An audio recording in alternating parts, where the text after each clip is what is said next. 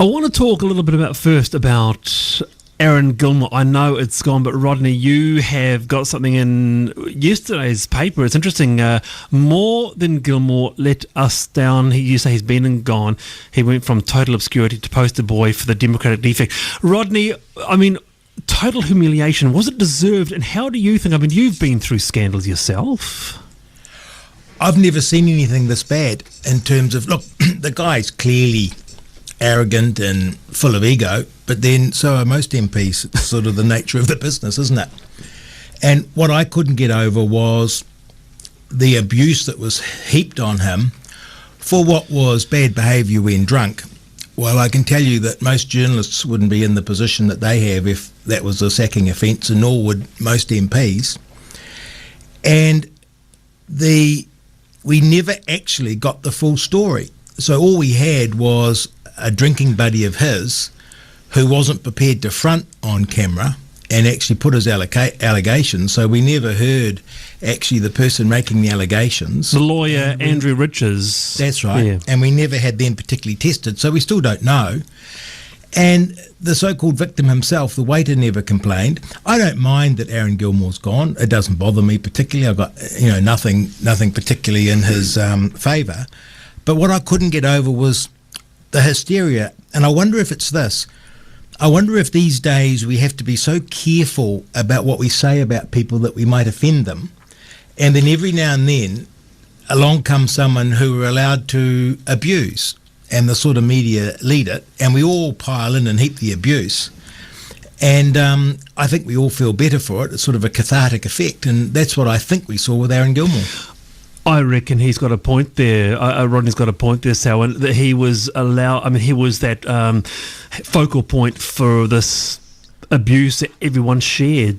I mean, did you not feel sorry for Aaron Gilmore to an extent? Oh, I mean, from a human point of view, you see anyone's career in any kind of area, any profession actually coming to a conclusion, then you do have a certain sympathy for that. I'm interested because I'm thinking Richard Worth or Phil Heatley, anybody in the last few years has had nothing what Aaron Gilmore's had. Well, perhaps, but I think, Aaron Gilmore, he committed a couple of those political crimes that are not going to keep him in good stead with his own party. Obviously, when he starts throwing his weight around and allegedly kind of says, well, if you don't get out of the road or you don't do this, I'm going to complain to the Prime Minister, you might lose your job. I'm obviously paraphrasing the reports that were coming out of that then.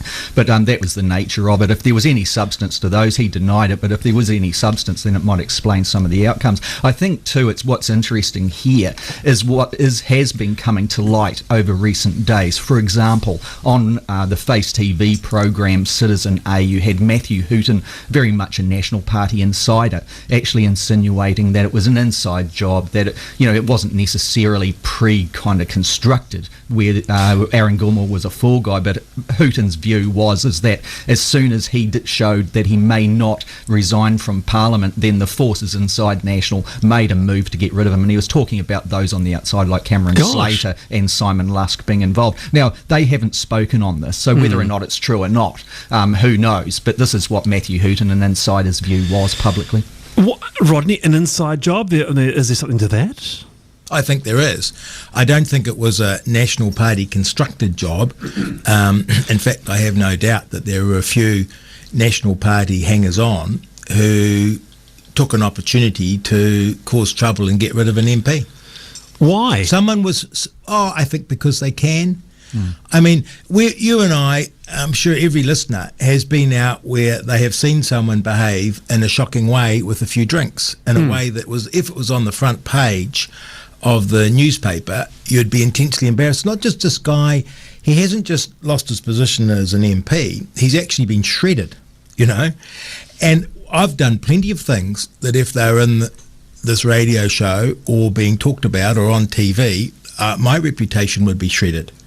I've seen journalists do it even when they're sober in ways that would see them, shredded. I think someone was feeding the media, and I think the media were very willing to take it and beat the story up.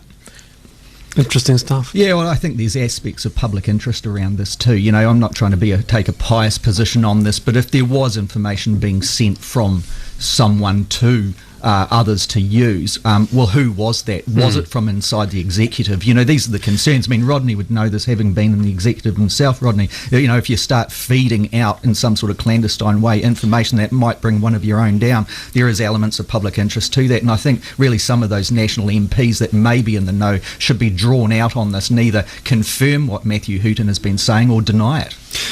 Well, I think there's a responsibility of the media to actually ask Andrew Riches to front and actually grill him a bit, because, you know, if I was an opposition MP and I made, you know, allegations of bad behaviour against a government MP, then you would have me on the line. I'd be rigorously tested, I'd be cross-examined, and the facts would be weighed, and my credibility would be on the line too. And it just surprised me from a media perspective that one person's an account of a drunken night out was taken as gospel. I think that's the past news, though, with respect, Rodney. I think the news now is that the public interest lies with those MPs who would know one way or another, really. No, it wasn't MP Selwyn that did it. Well, you know, that's not what we're hearing. And the information that is circulating now from those around the National Party is quite contrary to that. Interesting. So there might be more legs in the story, perhaps. Well, possibly, if there was digging going on. I want to pick on one more of this aspect, Rodney, before we move on from this, and that is the fact that the big thing is, of course, we've all had a big night, and you said, look, quote unquote, I've done far worse with a few drinks Absolutely. on board. But then again, I thought that was actually a pretty quiet night. National Party conference dinners aren't going to be a barrel of laughs after this, are they? No, they're not at the Hamner Heritage Springs Hotel there. But I'm just saying the big thing in terms of the talk back when I've done it, it's that you invoke the Prime Minister's office to a waiter. That's what it is. It's bullying straight up, Rodney. Sure. That's what it was all about. I'm not defending the behaviour or the alleged behaviour at all. What I'm suggesting is that it was a massive overreaction, and the abuse that was heaped on him was hardly in proportion to the alleged crime. And I wonder if that's because in the sort of world that we live in, I can't afford to offend Wallace, Chapman or Selwyn Manning, and we're all touchy-feely, but every now and then we can unburden ourselves, and we do. It might be also that, you know, the realities of it, if you're right down a party's list, right at the bottom, then your standards of expectation perhaps are different than if you're in mid position on the list or up in the executive. That may be what Gilmore kind of suffered there to a degree, but I think it also touches on something that is just not the Kiwi way. If you're standing there as a tall poppy, spouting off, you know, do you know who I am type of things. Not the Kiwi way. Then throwing the weight of your big boss in behind, where you're going to fall somewhere along the line. I think you would in any profession in a sense. But of course, Rodney, you lead the quiet life now, don't you? I do. It's a reflective life of peace and tranquility where I can take a sort of helicopter view of such dramas and tragedies. 18 minutes past 8. Well, speaking of the helicopter view, we look at the helicopter view of the budget. That's up very soon. We are with journalist Selwyn Manning and former ACT leader and very good talkback show host Rodney Hyde with us this morning. We're both marvellous, Wallace. Oh, you're a good friend. Isn't it awful about being an MP? You always form of something. I was thinking that just before, actually. What else do I mean, what do I call proud new dad? Yes. Proud new dad. Better. That sounds better, doesn't it? Former dancer, Rodney. Former dancer. Yeah, that sounds... I'm former everything. My life has passed me. The relaxed new spirit of Rodney Hyde. The budget now, of course, Labour's calling it the blackjack budget. Many people are referring it to the steady as she goes budget, but Selwyn, it's got to be good that this government has turned from a very difficult position. Must be the envy of Australia. They're slowly inching towards getting back into surplus. Yeah, this is a good. This is a good thing, isn't it? Surely. Well, I refer refer to it as the devil's in the detail budget. You know, this great big thing that has been building up for years again under the National-led government, the current account deficit. You know, that's something, it's almost like a weeping sore for this country. This debate over the current account deficit has been around since Winston Peters rose New Zealand first out of the ashes when he exited from the National Party. But hang on, it hasn't been dealt with by any government. What do you mean by that? Aren't they going to be posting an early surplus of around $70 million? You know, if you look at the current account deficit and you start looking at that, the current country's overseas net debt. Now that's both. You know, Rodney will know all of this very well. It's both the public and private debt here. That overseas net debt will top $200 billion by 2017. The current account deficit is going to be topping $17 billion in a year. You know, these are big figures. These are straight from the Treasury figures. If you go further into this, the detail in the budget shows that net core crown debt will climb just short of 30% of GDP in 2015 and 2016. Now, all of these areas around crown debt and also current account deficits, you won't hear Bill English kind of fronting those because its policies, its ideology just cannot deal with the underlying causes of it. Its policies or ideology, Rodney, I see Matt McCartan in the paper talking about the ways to get around this type of deficit, and he's saying things like abolish 15% GST and replace it with a 1% financial transaction tax as recommended by the New Zealand Bankers Association. Your thoughts on the budget? Well, it was a bit of a blah budget, actually, but that's what we've come to expect these days. Whether it was Michael Cullen or Bill Birch or Bill English, it's all steady as she goes. And you can't imagine, actually, this budget being much different from the one that Michael Cullen would have produced in similar circumstances. It's also an interesting budget politically because they haven't done anything to upset the potential political critics. Nor have they particularly excited the sort of people that the National Party might like to excite. It's, you know, pretty blah. Also interesting to me that the opposition haven't been able to sort of get a wedge in there in terms of their alternative. So politically, it's probably a good budget, one budget out from an election.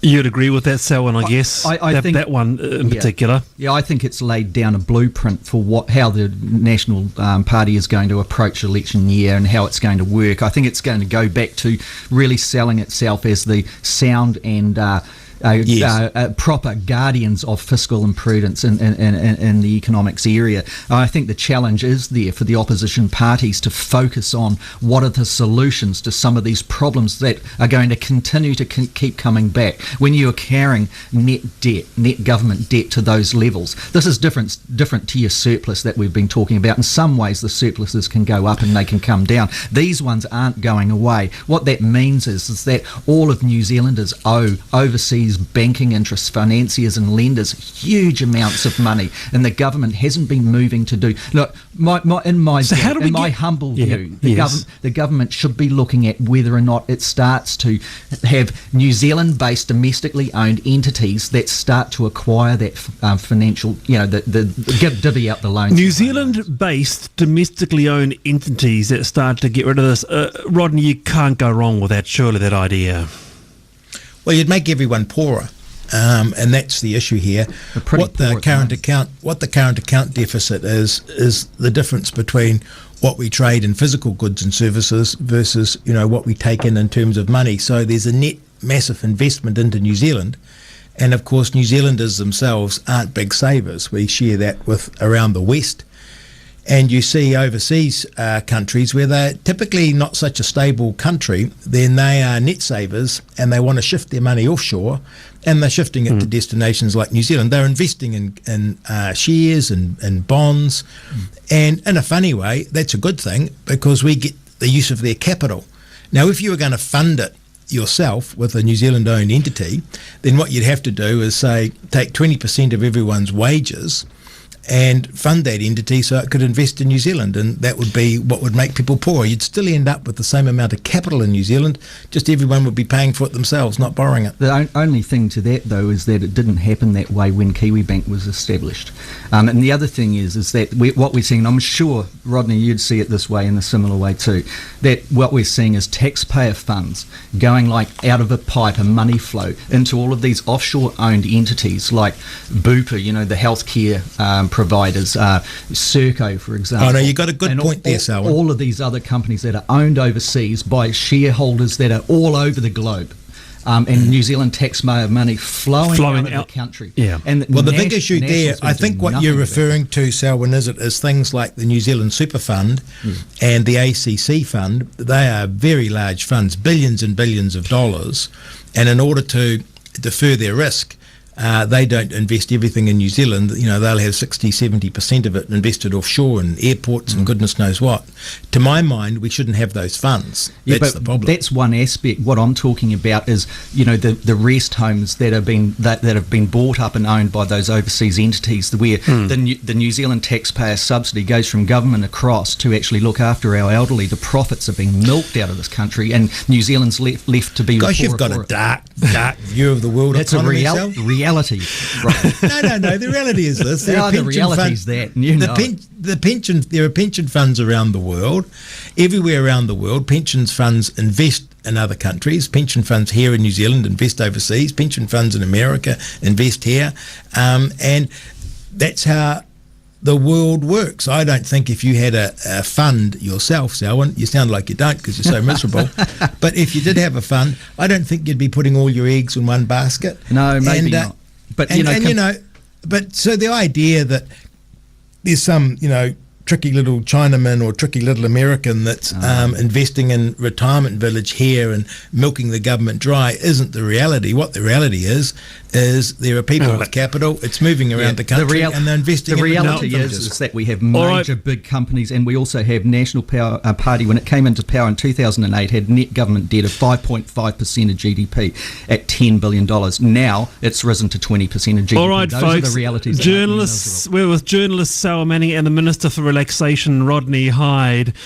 We're back with you two gentlemen right after the news update. Just briefly going back to the budget before we move on, the one that interested me was the change from what they call state housing to this thing called social housing. And I guess one bit of difference that the Labour perhaps have had in all of this is David Parker's continuing idea of a capital gains tax to dampen down the housing market and this bubble that never seems to be lopped off, and also to help us put investment in other places. The capital gains tax, the Labour idea, Selwyn, does that have legs for you? I think, some of our strongest trading partners, obviously Australia has capital gains on second property, investment property, etc., etc. So, in some ways it's not the shock horror, in my view, that was once around. It's not like the oh, dare we ever speak its word type of mood that was around the country, perhaps up into the end of the 2000s. There are a number of ways that a government can cool down a housing market, and that's obviously one of them. And I think on that basis of that, it's got its merits. Rodney Hyde, what about you? No, they're pretty poor taxes because they only crystallise. You only have to pay a capital gains tax when you make the sale. And so what they tend to do is bog up an economy because you can avoid the tax if you don't sell the asset. And so you can imagine if you're sitting on a company or a property or whatever that has made a capital gain, you look at it and you think, well, I'd rather keep it than sell it, because if I sell it, I'm going to pay a 33% tax on any capital gain I make. That's why around the world, whenever they cut the capital gains tax, actually they take in more money because a whole lot of property and assets get sold. If you want to cool down the market, and I think it's a complex one, but it's ultimately about supply and demand. And you'd have to investigate, I think, the idea that foreigners are coming in and buying up houses as an investment and not living here. That's obviously big on the demand side. And on the supply side, clearly there's a lack of freeing up of land around Auckland, and also right through the country. The resource consenting process is inordinately costly. and that's doing in the housing market. Is it that big a deal, the resource consenting process being, I guess you've looked into it there, Rodney, is it that big a deal?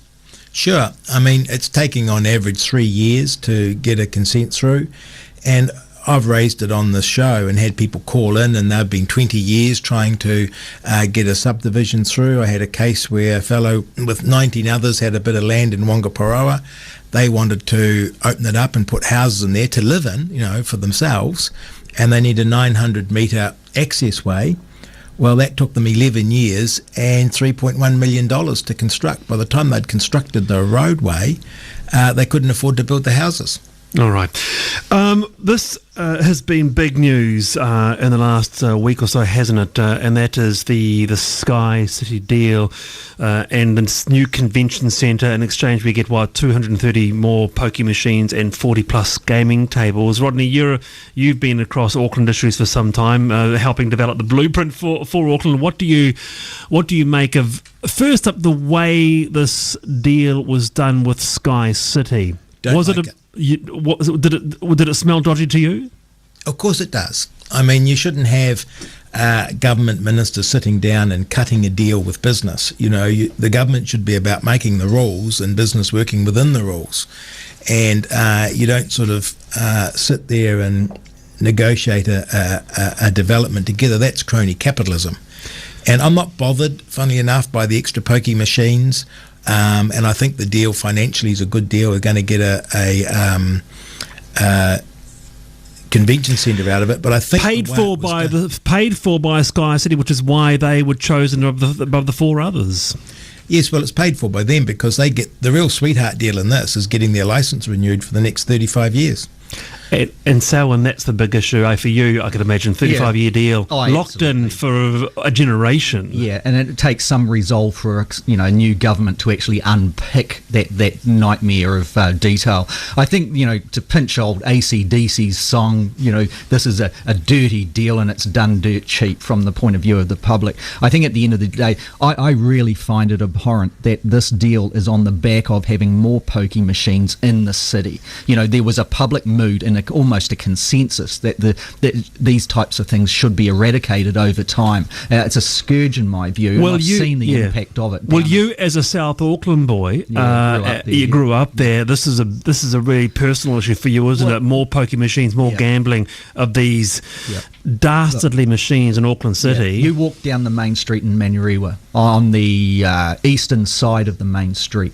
You've got a pokey kind of outfit that's selling booze, etc., fair enough. In between, you've got instant finance companies. On the back of that, you've got more establishments doing pokies and selling grog. On the next one, you've got another finance thing. Then across the road, you've got street prostitution, etc., etc. I know some people argue you can't connect those dots, but I'm sorry, when you see it all clustered like that, you start to connect the dots. When you look at this big deal with Sky City Casino, it's that kind of thing with glitz and neon lights, in my view. And it takes a major, argument to persuade me away from that. And of course, Len Brown, the mayor, would come back to you and say, well, I'm hearing you on that, and that's why we've got a sinking lid on pokies out in the community, bringing them back into the centre where people can be supervised more properly with a voluntary regulation scheme. So it's okay to do it at an establishment that looks like it's the bee's knees, but not in these other areas. I think there's an incongruity to the argument in that respect. I also think too that if the national-led government was actually wanting to create a convention centre that was going to be world-class and it's going to actually be a part of this strategy, and it seems like it is, and tourism's had its top up again, etc., out of this budget. Well, then there's a logic to it. But when you start to do the deal on the back of some of the scourges of society, you've got to put big question marks around it. Talking convention centre, what about as a blueprint for Auckland, Rodney? Is something like a convention centre that big a deal for an international city? Will it bring those 800,000 jobs? I doubt it. I'm always sceptical of ocean-going terminals, convention centres, stadia. We tend to get it carried away with committing taxpayer money and resources, and in a funny way, this is taxpayer money going in, this just in another way, that they're going to generate all these spin-off benefits. I'm very sceptical, to be honest. The other news, of course, has been big, and you follow this closely, Selwyn, is the government Communications Security Bureau soon able to provide support to police, the New Zealand Defence Force and the New Zealand Security Intelligence Service under proposed law change. An expansion of the powers of this bureau. First up, what's the future looking like for this most ethereal of agencies? Well, it's hard to get a grip of what the GCSB really does look like. I guess out of the new legislation, one of the areas where I think there needs to be much more debate, a robust debate, is around where the GCSB will be providing some sort of service to corporate entities here in New Zealand under the cyber kind of security risk kind of label. Now, that cyber security has obviously been a big thing globally for some time now. It's one of the reasons that New Zealand signed up to the NATO agreement midway through last year. It was certainly cited in the Washington Declaration defence arrangement that New Zealand signed up to with the United States last year. Cybersecurity is a big issue, but it's rather surprising to actually see it pushed in a way that there's some sort of relationship between commercial enterprise in New Zealand and the GCSB. And I kind of am concerned to see, to wonder what kind of restraint of practice, if you like, is wrapped around that. Rodney, do you have concerns around this bureau yourself? Oh, very, very much. In fact, I sat on the Intelligence and Security Committee for 6 years overseeing them. But I think we have to always be very scared and afraid of spying by government agents. And it's also very clear that in recent years there's been a massive increase in their legal ability to spy in the wake of the war on terror, which I find we've actually surrendered a whole lot of our personal freedoms for no good reasoned argument. And then on top of that, as Selwyn's saying, we have the cyber sort of space where you do get a bit queasy about what the government could be doing, and indeed what corporations could be doing. It seems to me that we are going to have a spying agency in New Zealand, both domestically and internationally, and what we need to be thinking about is the framework within what that operates so that it has proper integrity, because clearly the law as it was meant that it didn't have that necessary integrity. When you were sitting on that committee then for 6 years, did the issue of spying on citizens ever arise? No. And it's very interesting because you can see what happened here. They're a bit of an internal shop. They work very closely with overseas agencies, and actually they're very professional. They're the top people that I came across in government, and they had their legal advice. And so when they were doing their spying for the police, they assumed they were operating, under the police warrant. And the law itself had two bits to it. One bit said they couldn't do it, and one bit said they could. And so they read it in a way that was convenient to them and to the police, and hence the difficulty. But we were not aware of that, and you can see why, because they would think that they were doing it under a police warrant, and the police would be reporting it. It just sounds like a whole Mickey Mouse thing, so it sounds really quite confusing in terms of the various roles. I think Rodney's right. There was a grey area in the Act. The GCSB seized its opportunity to engage with the SIS and the New Zealand Police at different times, arguably in New Zealand's national and public interest to do so. But I think when that law came into place in 2003, the spirit of the Act was that the GCSB would not be spying on New Zealanders. It was called out in a sense. It was doing something illegal. Even you and I, if we do something illegal and we actually think, well, it's okay, we're still going to be considered to have done something illegal, if you're caught out. Or the GCSB was caught out. It seems to me the most ironic situation developed where the Prime Minister says, yep, it was doing it illegal, it was wrong, it was against the law, so what we're going to do is make it all sweet and okay. And that to me just seems to be like, once again, a tall poppy syndrome type of situation where I'm the Prime Minister, we've been caught out doing something under my watch. Well, no, stuff that. We're going to actually make it legal now, and you're going to have to. Well, Selwyn's right, because at the time that 2002, I think it was 2002 legislation went into place, the assurance was very clear that the GCSB wouldn't be spying on New Zealanders, And he's also quite right that you think if the GCSB was a professional organisation, if there was any doubt, they'd actually get it checked, they'd get a second opinion, they'd actually take it to the minister. And that's part of the worry that we must all have as politicians and as New Zealand citizens, because once you have a clandestine agency, it can get away with stuff because no one knows what the hell they're doing. And it would have been getting away with it for a lot longer if it wasn't for Detective Inspector Grant Wormald being pressured in the High Court. Yes. And then police actually starting to get edgy about whether or not he had potentially perjured himself. And then you get a series of events. Rodney, what disturbs me the most about that whole series of events is it went all the way to the DPMC.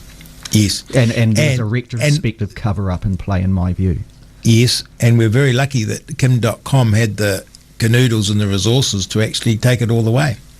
What about the other 88 people that the Government Communications Security Bureau is refusing to identify, but had been illegally spied upon? What happens to them? What's the latest on them? Well, an interesting thing is for those who are wondering whether or not they have been one of those 88 can or you find 85, out? Well, you can apply under the Official Informations Act and also the Privacy Act to see if the GCSB will release a file if it has one on you. Those responses from the GCSB are saying to people, we will neither confirm nor deny whether or not you have been spied on, but you can apply to the Inspector General of Intelligence and Security. This is currently Justice Paul Naser, who is actually looking into the legalities, and basically what they're saying is you might get more joy there. It's quite chilling, isn't it, Rodney? I don't know if you've seen a fantastic film. I know that you're a bit of a film buff, and there's a great German film a few years ago, won many awards, called The Lives of Others. Oh, that was one of the great movies of all time, wasn't it? Isn't it amazing? God. I loved that movie. Yeah, and the Stasi, the East German, and there was a cultural director after the war came down and says, "Tell me, out of interest, why did you never spy on me?" And he goes, "We did." He goes, "No, you didn't." He goes, "You go back home and you look under your wallpaper," and he did, and the music played, and there was 10 minutes of him going right through his house, pulling down the wires, Rodney. It was quite chilling, and this it's a tiny thing, but the whole idea of spying on citizens of their own country, there's something deeply wrong about that. There is something deeply wrong about it, and also too, of course, it's got so much easier. They don't need the gadgets and the wires any longer. You could be followed and spied upon through your mobile phone in the most easy of ways, because all you need is a bit of software in there, and away you go. You're followed and you're listened to even when your phone's turned off. You're kidding. Rodney's absolutely right. I had an interview with Andrew Wilkie, Lieutenant Colonel Andrew Wilkie, who's now an independent MP in the Australian federal government. He was one of the top intelligence advisors to John Howard, and he said to me in that interview, it would blow you away if I told you the kind of gadgets we've got. He says it's not like sitting in the van like on TV and we're watching you go down streets and around corners and things like that, but he says you'd be blown away. Now, the thing with that, I think Rodney's point on liberty is one that we do need to protect in such things. It absolutely amazed me that the Gilmore issue and saga took away any kind of examination of those two laws that went through into their first reading last week in Parliament. The thing is, to me, is if, a spying kind of operation is like having an authorised peeping Tom looking through the window at what people are doing. It's creepy. There's got to be really good reasons for chilling that peeping stuff. Tom thing to go on, and the government really is dropping the ball on protecting New Zealand. Very, very chilling stuff. It's 9 minutes away from 9 o'clock. Next up, an issue that has been very, very strong on Talk Radio here on Radio Live. It is 5 minutes away from 9 o'clock. Pleasure to have been joined for this hour with Selwyn Manning and Rodney High. Just finally, guys, on the last topic, because it has been a really big issue on Radio Live and on Talk as well. This whole idea, Selwyn, of police pursuits and the issues around that. What do you think? Do you think that the police get too much flack? They should be called fleeing driver syndrome, not police pursuits. Well, this whole issue kind of was raised in South Auckland in a big way back in the 1990s. There were a number of deaths involved, just like what we're experiencing now. It was brought down to one where the public debate went, where the police needed to work on strategies of how to, one, stop the deaths from occurring when the police chase was necessary. And there was some savvy kind of clever tactics that came from that, meaning like to pull back to a degree, to ease the adrenaline pump from fueling the outcomes here, and to create a net around it. My concerns are, and these are rudimentary concerns at this stage, but that the drop-off in police numbers nationwide is restricting the police's ability to deploy the right numbers in these types of situations at a given time in the urban areas. And I think that's a serious area. The Police Minister, Tolley, has taken, in my view, her eye off the ball. The police numbers are dropping and have dropped, and we're starting to see, I think, a thinner blue line than we're used to. Line. Rodney, this is, I mean, we even raised the subject on Talk Radio. The lights are light up. What do you think? I've come to the conclusion that I'm wrong about this one. I don't think the police should be pursuing anyone in this respect. If some young kids are prepared to put the hammer down, let them go. It'll save some lives, Rodney, I think. It would save lives, and you can probably catch them another way. We know they're drunk. We know they're full of adrenaline. There could be mum and the kids they kill too. So I think that we're better just to not chase them and just say, look, some might get away, so be it, but there'll be other ways to catch them too. How would that work? I mean, you're just giving a green light to these people, to these, I mean, arguably, shouldn't... Well, the sort of person that's going to actually run away from the cops is the sort of person that's going to be doing 100 Ks plus through suburban streets. You don't want that with the police and tail of them. And when actually have the police actually ever caught one of these guys chasing them? Only when they crash. There's a real disturbing situation I remember listening to. Like newsrooms always used to be able to listen to the police communications, and there was a controller back in the police office telling his officer, pull back, stop, yelling down the microphone to his driver, and his driver pumped on adrenaline going, nearly got them, and bang, there was an accident. Oh yes, what do they call it? The police call it seeing red or living in the red or something like that. Yeah. Hey, Rodney Hyde, pleasure to have you on the show this morning. Lovely to be here. It's been thank you so much for joining us there from Wellington. And Selwyn Manning, journalist, thank you so much for being part of the show this hour. It's been great. Always good. Very good indeed.